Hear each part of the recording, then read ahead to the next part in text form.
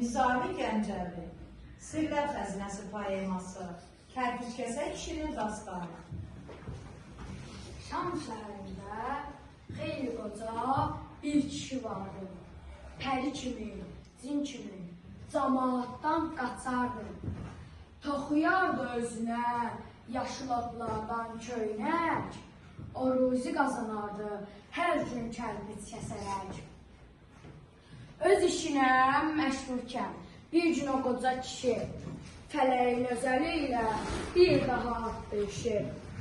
Birdən-birə bir cavan oğlan göründü gözə.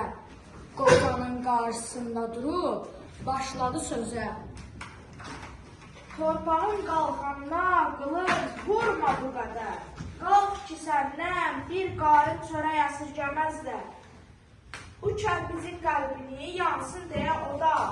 Yaxşı bir sənət tapıb işlər, muradına çat. Nə vaxtadək zəhmətinlə daş, kəsək əzəcəksən, sudan, palçıldan, əldə nə hasil edəcəksən?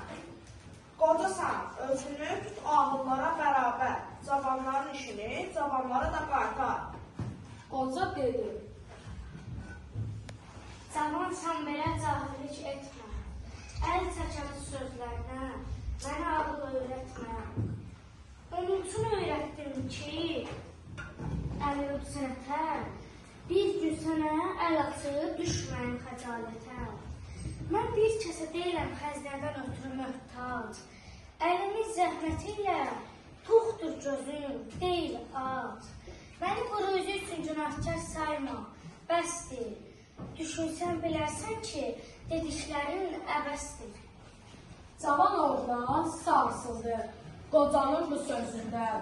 Orada durmadı, getdi, yaş axıdıb gözündən. Dünya görmüş adamdı söylədiyim bu qoca, öz işi ilə hamının gözündə olduğu uzaq.